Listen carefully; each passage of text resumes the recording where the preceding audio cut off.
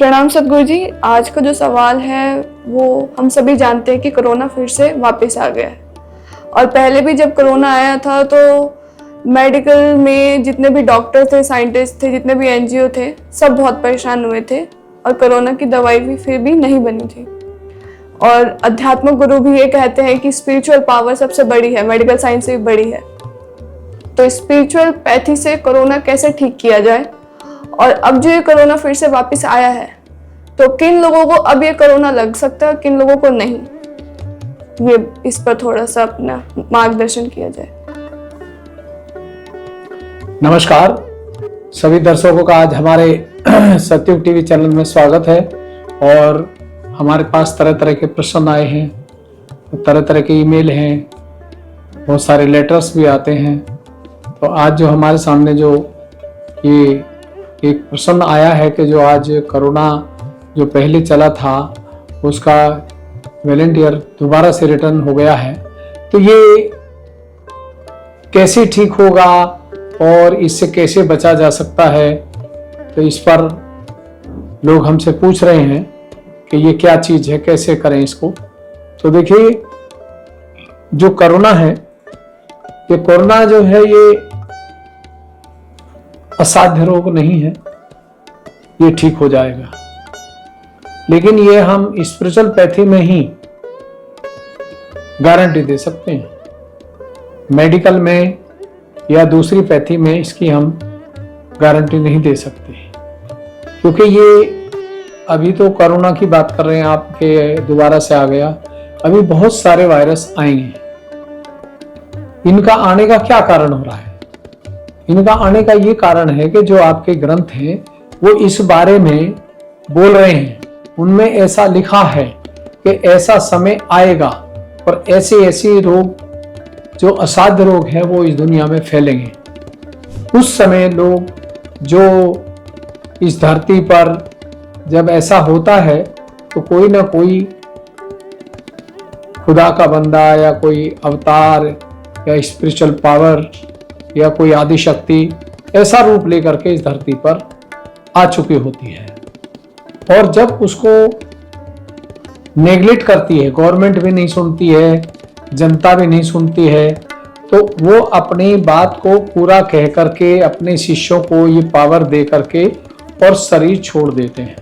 और उसके बाद चारों तरफ हाहाकार मचती है।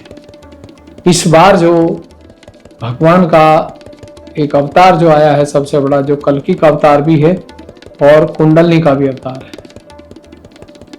उसी ने कुंडलनी का कार्य किया। आज भी अगर हम किसी गुरु से कहीं बात करते हैं, चाहे वो मुस्लिम संप्रदाय का हो, चाहे हिंदू हो, सिख हो, तो वो सभी ये कहते हैं कि ये हो नहीं सकता। जबकि पहले जितने गुरु आए थे वो ये कहते थे कि नहीं, ये हो सकता है, लेकिन इसमें तपस्या की जरूरत है, मेहनत की जरूरत है, शुद्ध बोलने की जरूरत है। आज सभी लोग कहते हैं कोरोना आ गया है, वायरस से आ रहे हैं, एलर्जी आ रही है, लेकिन उस पर कोई भी आज धर्म गुरु इस पृथ्वी पे कुछ भी बोलने को तैयार नहीं है। सब कथा कर रहे हैं, जागरण कर रहे हैं, गंगा स्नान कर रहे हैं, रोजा रख रहे हैं, लेकिन कोई ये नहीं कह रहा कि रोजा रखने वाले को कोरोना नहीं टच करेगा, या जो व्रत कर रहे हैं, या जो गंगा स्नान कर रहे हैं, या गंगा जी से कांवड़ लेके आ रहे हैं, उनको नहीं लगेगा। ये कोई नहीं बोलता। हमारे सब बात करते हैं, क्योंकि हम फ्री के गुरु हैं ना। अब जहां गुरु लाइन में लगाते हैं, मिलने के लिए अपॉइंटमेंट लेना पड़ता है, वहां पैसे भी देने पड़ते हैं, चेक भी देने पड़ते हैं, वहां उन गुरु से इस बात को कोई नहीं करता, क्योंकि कह देते हैं कि ये तो संसार का नियम है, ऐसा चलेगा। लेकिन हम कहते हैं कि ये चलेगा, लेकिन उन लोगों के चलेगा जो अधर्मी हैं, जो झूठ का साथ देते हैं, झूठ बोलते हैं, नाजायज पैसा लेते हैं, नाजायज परिवार को तंग करते हैं, चाहे उसमें पत्नी तंग करे परिवार को, चाहे पति तंग करे, चाहे बच्चे माँ बाप को तंग करें, कुछ भी हो, ऐसे लोगों को कोरोना लगना बहुत संभव है। जो इंसान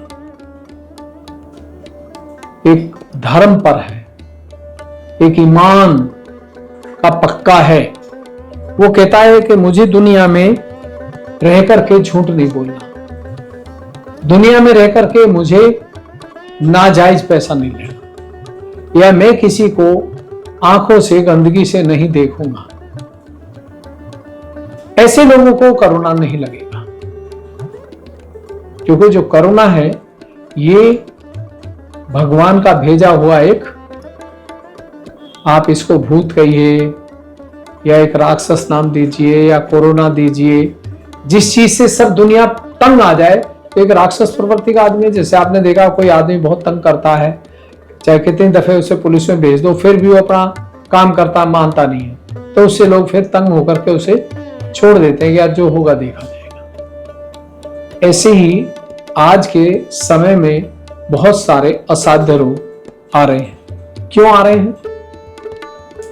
क्योंकि ये जो आप चार्ट देख रहे हैं, ये आपके सामने लग रहा है, इस चार्ट में बहुत सारे हैं। इसमें वायरस का भी संकेत आ जाता है, इसमें किसी के ऊपर काली विद्या, उसको भी आप पहचान सकते हैं। इस चार्ट के अंदर ऐसी पावर है कि जो कैसा ही भी वायरस आ जाए, कोरोना आ जाए, उसको भी आप ठीक कर सकते हैं। और इसमें जो सबसे नीचे जो आप देख रहे हैं, ये जो पहला चक्र है त्रिकोणाकार रस्ते के नीचे 3.5 चक्र में, ये कुंडलिनी शक्ति है। और जो इस कुंडलिनी के खिलाफ काम करता है, ऐसे लोगों को करुणा 100% लगेगा, और जो इसके खिलाफ काम नहीं करता है उसको करुणा टच नहीं करेगा।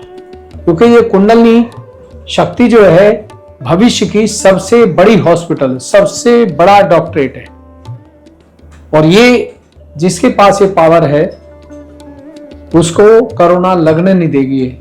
ये इतनी बड़ी दवाई उस ईश्वर ने, खुदा ने आपके अंदर रखी है। लेकिन इस दवा के बारे में तो कोई बात ही नहीं करता किसी, कोई भी संसार में। कुरान शरीफ में लिखा है, भागवत गीता में लिखा है, ज्ञानेश्वरी में लिखा है, आपने नाड़ी ग्रंथ में लिखा है, कितनी चीजों में इसके बारे में लिखा है, लेकिन कोई बात ही नहीं करता। क्यों? क्योंकि इसके बारे में सब लोग परेशान है। सबको पता है कि कुंडलिनी का जागरण कोई अवतार औलिया ही कर सकता है, और ये वास्तव में सच है। लेकिन आज जो इस धरती पे अवतार आया वो स्त्री रूप में आया, जिसको श्री माता जी निर्मला देवी का नाम दिया गया है। और निराकार में ब्रह्म शक्ति, अनुभूति। साकार में ये फोटो आप देख रहे हैं, इन्होंने ये कार्य किया 1970 में,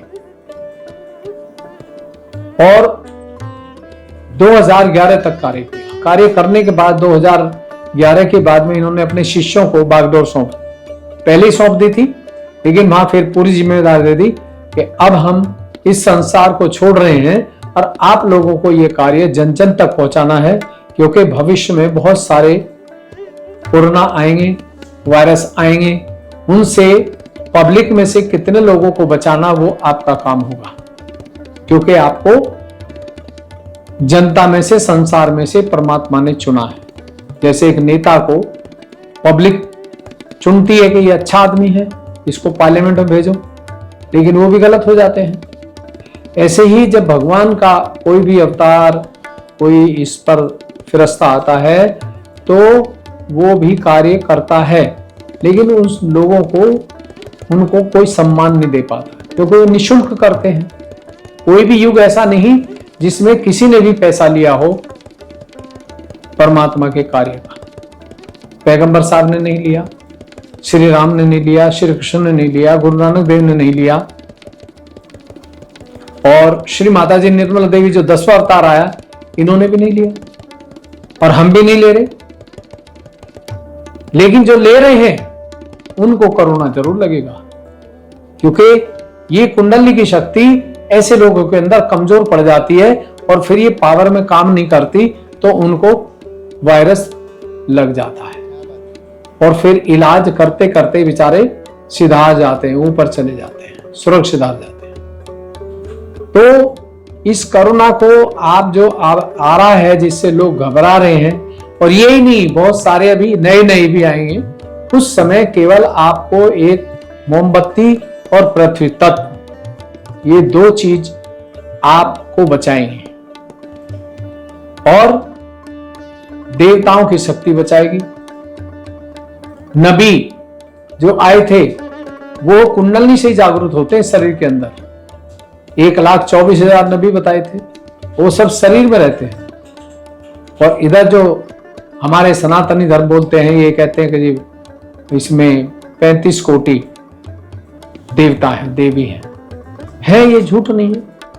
जितनी नस नाड़ी है इनके अंदर, सब एक एक नस नाड़ी में उनका कार्यवाही चलती है, उनकी पावर है। तो ये लेफ्ट साइड की जो नीले रंग की नाड़ी देख रहे हैं ये, और लाल निशान जो लास्ट में देख रहे हैं, जिन लोगों का ये कमजोर होगा, ऐसे लोगों को वायरस लगेगा, और गारंटी से लगेगा।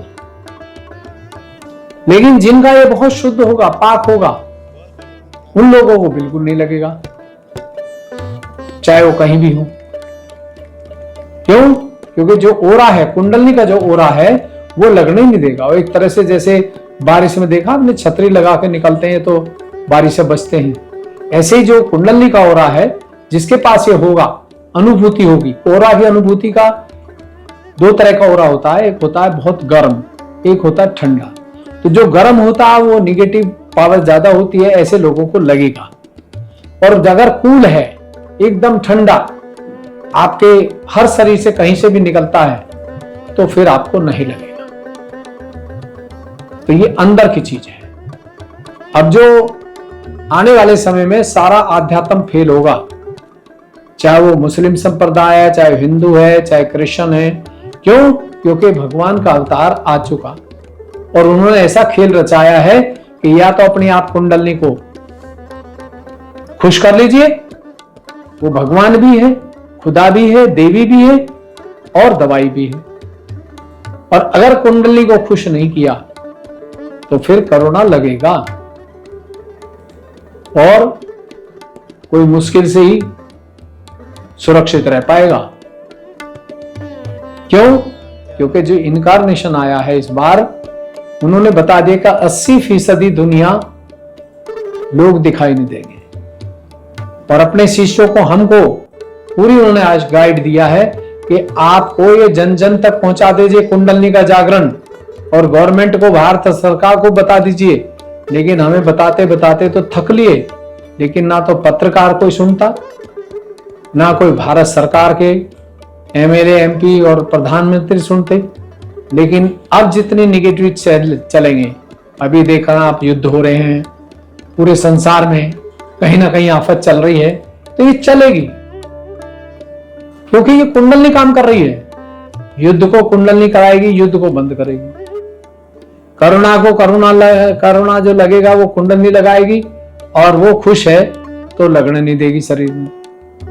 घर के कलेश को कुंडलनी समाप्त करेगी, और अगर उसकी इज्जत नहीं करेंगे तो घर में भी कलेश रहेगा।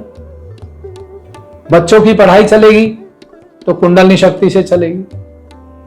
रोजगार मिलेगा तो कुंडलनी शक्ति से मिलेगा। अगर वो कुंडलनी को खुश नहीं रखते तो रोजगार आज यहां, कल वहां, परसों वहां, भटकता रहेगा इंसान। क्यों?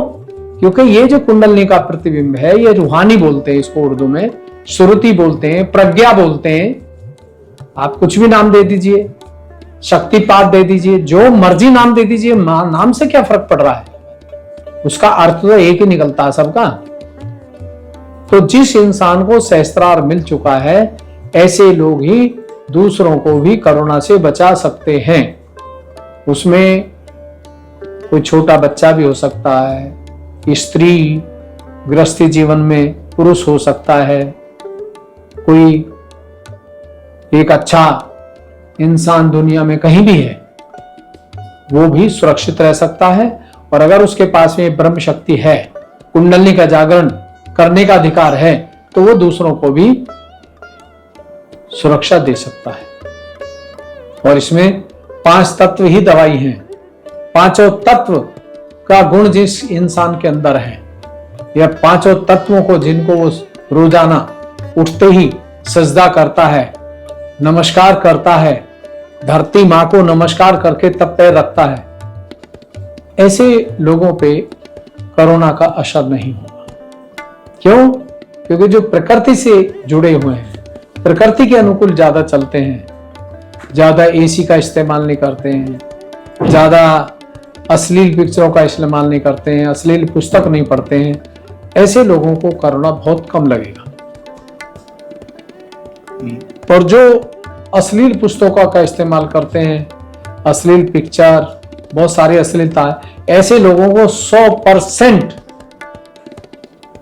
कोरोना लगे ही लगेगा, क्योंकि कुंडलनी उनको माफ नहीं करेगी और उन पर आफत खड़ी कर देगी। आप ही की चीज आपको परेशान कर देगी, तबाह कर देगी, और आप ही की कुंडलनी आपको सुरक्षा भी देगी, आपको कोरोना से भी बचाएगी, आपका दिनचर्या का अच्छा काम कराएगी और आपको एक मोक्ष जन्नत का रास्ता भी देगी।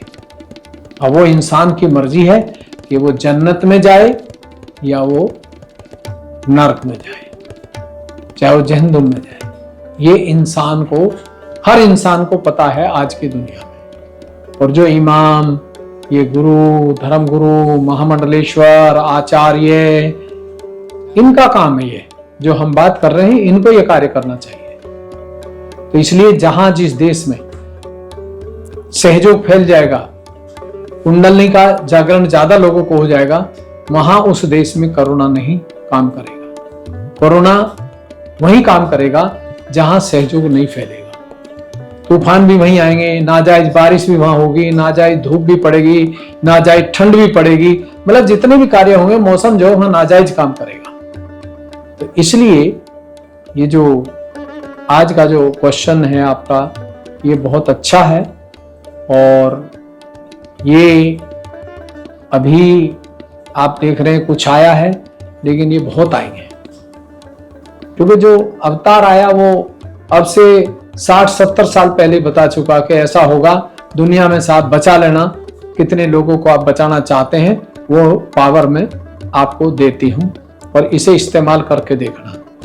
तो आज हम जो है यही वाणी को विराम देते हैं, और आप एक मोमबत्ती से और पृथ्वी तत्व से कोरोना से बच सकते हैं। इसमें कोई दवाई नहीं दी जाएगी, इसमें ब्रह्म शक्ति की ही दवाई काम करेगी, बाकी चीजें काम नहीं आएगी। पैसा काम नहीं आएगा आपका, आपकी संपत्ति काम नहीं आएगी, पहले भी नहीं आई, अब भी नहीं आएगी। लेकिन जिसके पास में आत्म साक्षात्कार प्राप्त है, जिसके हाथों पे रूह आती है, वो सुरक्षित है, चाहे दुनिया में किसी भी देश में है और किसी भी जगह, किसी भी स्थान पे है।